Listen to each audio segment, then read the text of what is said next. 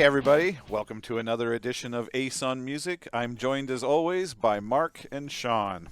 Hello. So, guys, I thought this week we could talk a little bit about social media and how it relates to your band. Last couple of weeks, I've been working very hard on an announcement we made on Friday of last week for one of my artists, announcing his new record coming out, that comes out in February of next year. But the amount of work that goes into leading up to that, and and more importantly, the decisions that you need to make to really make the social media presence you have as effective as you can is something that I think is lost on a lot of people. And I thought it would be kind of fun to talk about that. So let's talk about the big one first of all, Facebook. Facebook, in my opinion, has more or less supplanted websites as far as the place where people go for information. Even with a number of my bands, it used to be that you'd have a website for a band, there'd be a news section and all that stuff.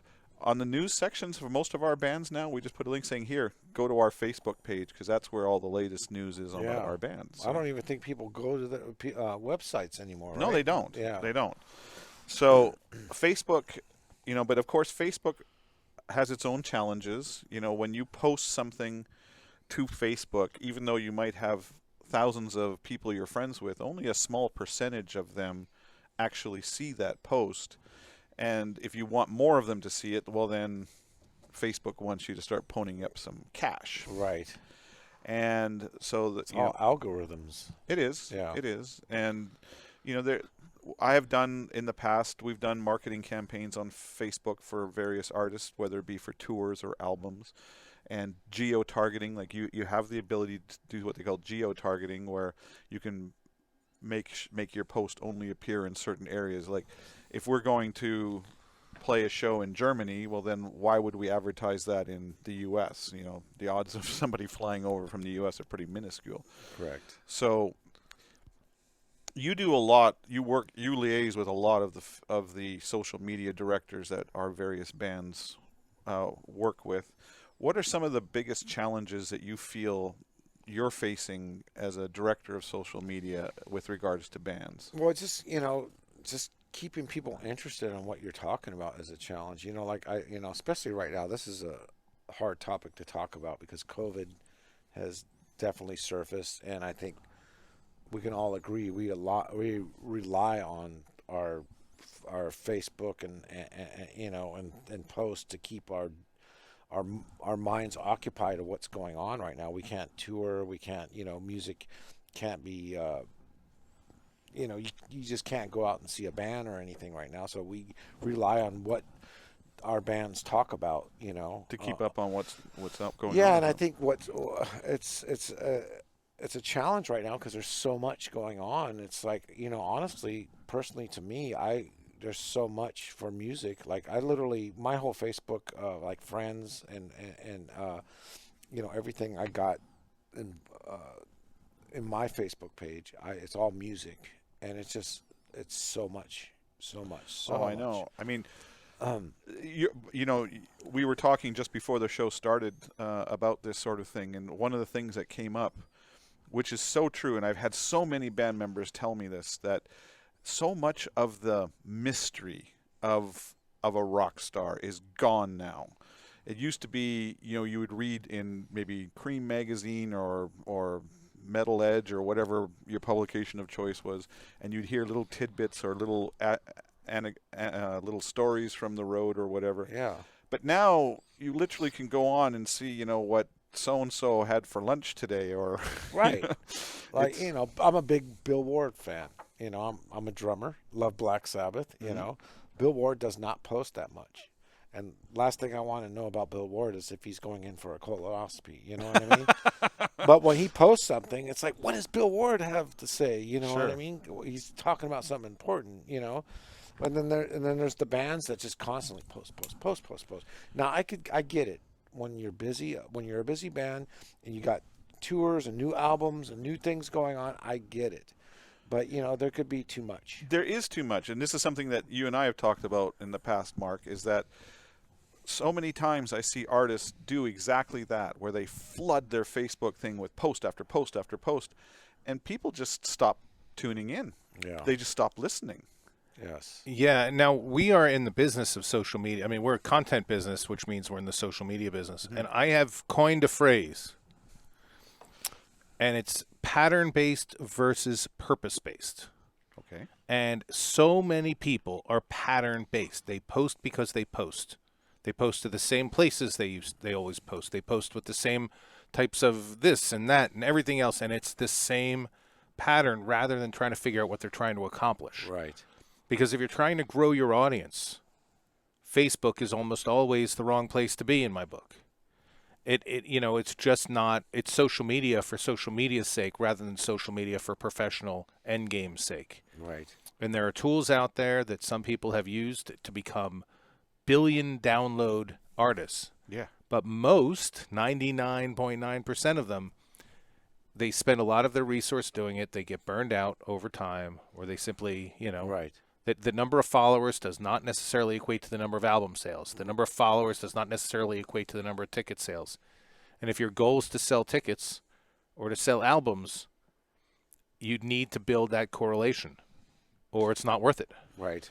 Yeah, I mean, I remember a few years back, Sebastian Bach put out a new solo record, and he did a major rant online because in the first week he'd sold some anemic number of records, but he has a large number of followers on Facebook, and he was like, "Well, where the fuck are you all? Right. Why? If you say you're a fan of mine, why aren't you buying my new music? There are some interesting statistics with how many times you should play a certain town. That obviously people like Tom Petty in San Francisco kind of blew the doors off of that mold.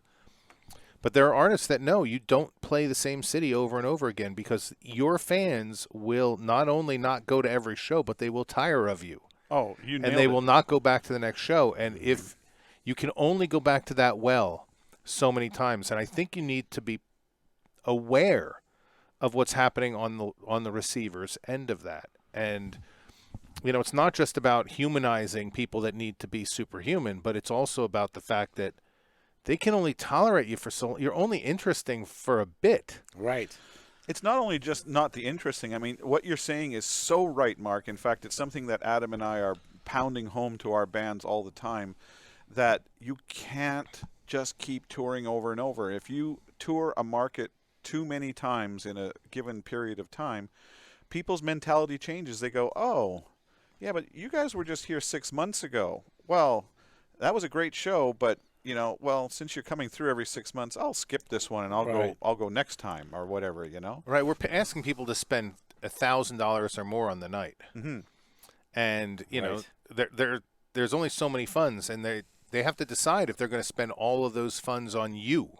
Yeah, Exactly. And they're not. No. And so you only get certain shots at it. But I think back to social media, it's the same exact thing. There's only so many moments in time where you're interesting. Yeah. You're only the person that is worthy of separating that person from their money so many times. Right. And but I think it's misused in the sense that you have an opportunity to deliver messages, to deliver your calendar, but you also have the opportunity to expand your audience, and that takes strategy and planning and thought. And it's not automatic, and it's not normal social media work. You're absolutely right. In fact, that is such an important thing to note, that what you're saying is as important as who you're saying it to. So many bands I see start catering to their hardcore because they just know they'll get a reaction. They want to do a post and they want to see a couple hundred comments under it that are all positive and all that makes them feel good. But really, the whole reason we're doing social media is to advance the agenda of the band. We're trying to get more people involved. We're trying to get more record sales, more ticket sales. And if all you're doing is focusing your posts and your efforts towards the people who are already into you, well, then what's the point of that? Right. That's just vanity as far as I'm concerned. But yeah, I think it's getting really saturated now too. Like there's a lot of new rules and regulations on social media. Like they're taking down certain hashtags because there's too many people posting to that hashtag. Like if you put hashtag water right now, it's probably gone because people will use hashtag. I'm just using that as an example. It's probably not taken down. But if you put hashtag water and there's 10 billion posts on it, they're going to take it down because they're using the hashtag water as a marketing tool and not the purpose of why you put hashtag water. Does that make sense? Yeah. Yeah. And and to continue on what you were saying earlier, Mark, it's quality over quantity as well. I mean, I always counsel my bands to never, unless under extreme circumstances, never post more than once a day, because I know that I have discontinued following certain feeds because there's just too much. Right. There's too much coming from it. I mean, we all have that friend where we just we're still friends, but we block because you don't want to hear everything they do. Well, even worse is that you have some of these groups. Now that Facebook has groups online, and when you're looking at the listings of them, it gives you an average of the number of posts that happen from that group a day. And if I see like 50, 60, 70 posts a day from that group, I ain't joining. I just don't want it. Yeah, I think back to the end game matters more than the process. I think there's also a moment of creativity, but not for creativity's sake. It's that if you want people to go to your show, you need to utilize your tools in order to try to get the word to people, to create incentive, that it's actually a sales process. Exactly. And just posting a video of you on Facebook is catered to people who already like you. Yeah. They've already seen you. Right. They're less likely to. And for that matter, I'm gonna have my 10-second rant on Twitter. Okay. And the 10-second rant on Twitter. I wrote a book on business, and we talked about this section called "Leaders Don't Fart." And the point of Leaders Don't Fart is that not that leaders don't fart; they are anatomically the same. It's that if you want people to respect you like a leader, you can't look human. You can't be them. You have to be a little bit more special, a little bit.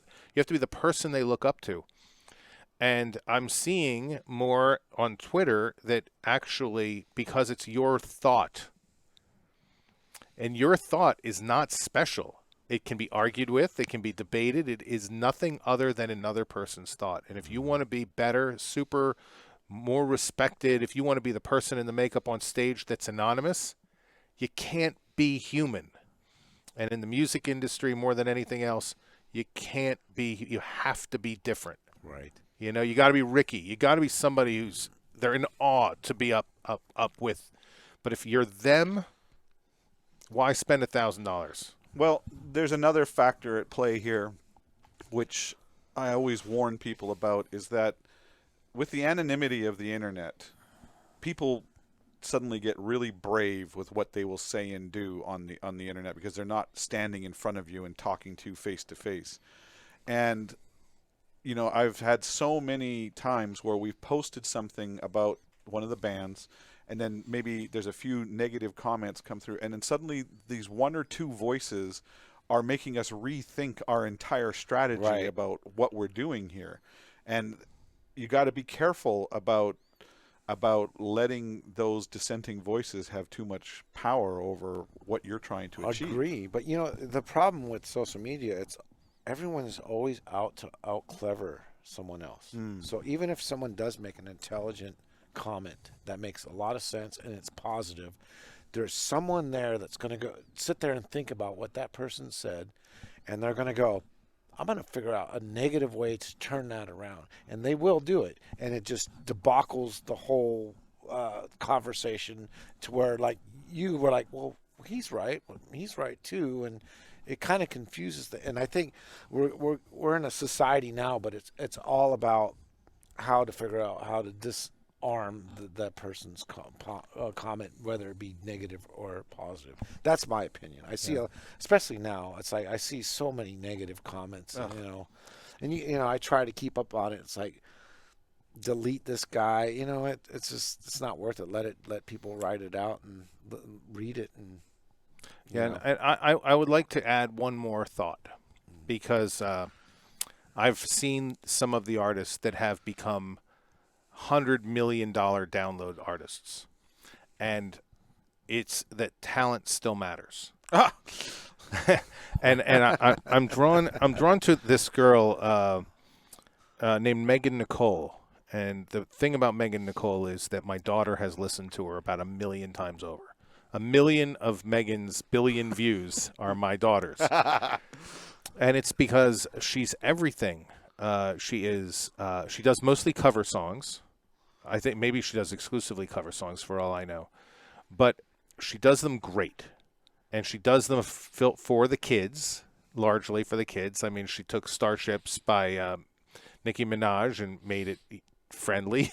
But she's talented. She's amazing. And she's utilized social media not just because she's, a very good-looking person and has some attraction, but because she's amazing to listen to. And you want to be successful in social media, the first step is to be great at what you do. Yeah. One of the things that has been a bit of a godsend through the pandemic has been social media. It has allowed us to do some interesting things with our bands when we can't really be out there on tour or keep ourselves in the forefront of the minds of the fans. But Talking about like live streaming and stuff. live streaming, or even like what we do with Uriah Heep, where we let the fans send in questions to Mick and he answers them on video, and we post, 1 or 2 of these things a week or whatever. Yeah.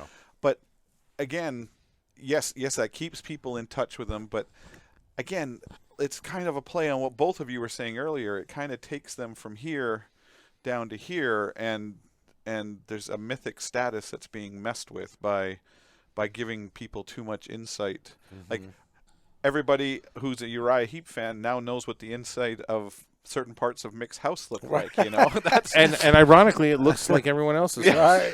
exactly. I thought this guy was going to have like a cabinet of expensive wines behind him, and he's got. That's Bernie. Okay. He's still got a collection of DVDs. He And didn't dirty even move up laundry. to Blu-ray yet. Yeah, So- and I think it's helped some. I mean, I mean, maybe it's wrong for me to look at people who I've always been fans of, like Ben Folds or Passenger, whose humanity it turns out to be their most amazing quality. And so, yes, it can work. But I think when we're looking at younger bands or younger artists where people don't know who you are, they haven't built that relationship with you, and you're trying to build it, I think a traditional social media strategy that appeals mostly to your friends and not somebody outside of your circle of influence is wrong. It's a mistake. It's simply an incorrect mistake, and you could be spending your time trying to get booked. You could be spending your time in a million other ways that's trying to expand your. I mean, shoot, go play a Subway. Right. To make people see you that would not have otherwise seen you. It's funny you say that. I mean, there are other avenues where you can get the real feedback on what's going on. An example is one of the bands that I manage is called Black Star Riders, and we certainly have our official social media outlets. But there is a group of fans who have gone on their own and created something called the Black Star Riders Fan Club, and they have a thing where they talk about Black Star Riders, all things Black Star Riders, on their Facebook page without any interference or input from us. It's just like they're the group of fans and they're talking about it, but we can kind of look in and see what they're saying, Right. and what they like and what they don't what's like, going on and right now. it certainly has affected some of the things that we've done in the past, and it will probably continue to in the future. So it is a powerful tool, but Right. remember, as you said, Mark, it is a tool, and don't use it for vanity's sake. Use it as the business tool that it was meant to be. I have a question for both of you, actually. Mhm. So we're in the COVID world right now. Yes. So we rely a lot on keeping ourselves entertained through whatever on the computer, social media. Now, let's fast forward maybe 2021, 2022. I don't see music and everything getting back to normal until 2022, honestly. Do you think when that time hits where society is going to be somewhat normal, the new normal, and we're going to be doing things, do you think people are going to be sick of social media, or is it going to be a new addiction to more extremes for media? I think that Because social right now, I think we're pretty much addicted to our phones, and I think social media is here to stay for the foreseeable future. course. It has changed the entire firmament of how people interact and how they get. My business partner Adam says this to me all the time. He never watches the news anymore. He gets all of his news off of his Facebook feed. right. I mean, I learn about the deaths of celebrities on Facebook long before I see it in any news feed. Right. It can be hours later before you see it in a news feed. Well, my question is, do you think that we're like, okay, now that we're going to be able to go out and do things, do you think we're going to get burned out and try to stay away from social media, or is it going to be? No, I think social media is now as ubiquitous as anything else in our lives, It's going to get worse. and it's going. Well, I don't know if I would characterize it as worse, but Well, what when I you am see kids saying. walking into the wall, looking at their phone, that's pretty bad, right? Well, Yeah. it's not just kids, but I know. Right? I think that the way that we do it will evolve. Like, I think personally that we're nearing the end of Facebook and what it's doing. It is now morphing into something that any beast that big needs to keep growing, and I think that they've grown into just about all the avenues that they can. And it's happened before. Before that was MySpace. That fulfilled a need for a while, and that kind of introduced people to social media in general. Facebook was a new evolution, a leap forward. Who knows what the next genius who's in Stanford or MIT right now is coming up with. Right, that's true. But there's other platforms that have evolved out of this. Probably the one that you touched on already, Mark, was Twitter. I have to admit, it is not a social media platform that I personally have ever embraced. I don't tweet and I don't read Twitter feeds except what I read in articles in the news. But Twitter certainly has become a great social equalizer. Wouldn't you agree? I absolutely would agree. I think that I think knowing that everybody's human, and I think that's where you've equalized it, is that if the most famous person in the world that you love, you adore, has a political opinion you disagree with, that person becomes human. Oh, good point. And you can now argue with that person. And so, in the sense that it's a great equalizer, I think that's what it is. It is an unbelievable equalizer, and it's being used to equalize things where the person actually shouldn't be doing that. I agree. They should be at a higher plane, and so I do. I think Twitter is amazing because you can get your number of characters out, but it also makes you into everybody else. For the better and the worse. I think to a certain degree, and we can see this from our president, that there's also a sort of lack of filter there, because if you have a large Twitter following and you're got something on your mind, you can literally type it on your phone and bam, suddenly millions of people have this note before you have any chance to really think about what you're saying or what implications of what you're about to say is about to do.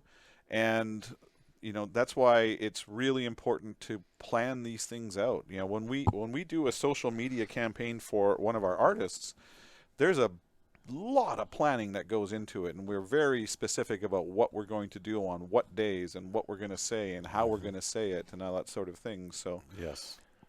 Now I don't know if any of you guys watch The League. The League. It's a sitcom that was on FX. No. And it's one of the funniest. If you're a football fan, I mean, I don't know. It's fall off your chair funny. But one of the characters in there opened up his own social media network, which was a completely offline social media network called MyFace. And he basically had a giant wall of people's faces and some yarn connecting things. That's funny. Yeah.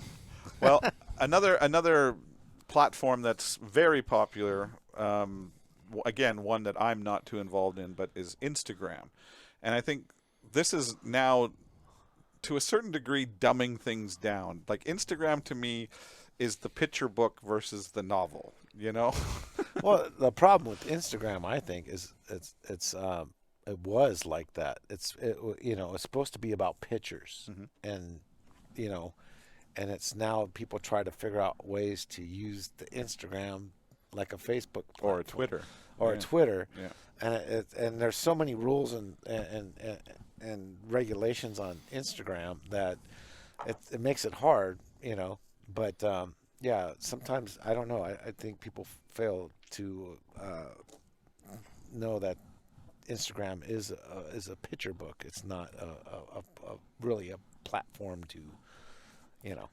And now I offer this as a thought, which is we now run the risk of looking like three old men. Well, I was putting pictures of the back of the computer on there with some special effects. Instagram. The clock was cool. The I mean, clock put is a lot cool. of little red.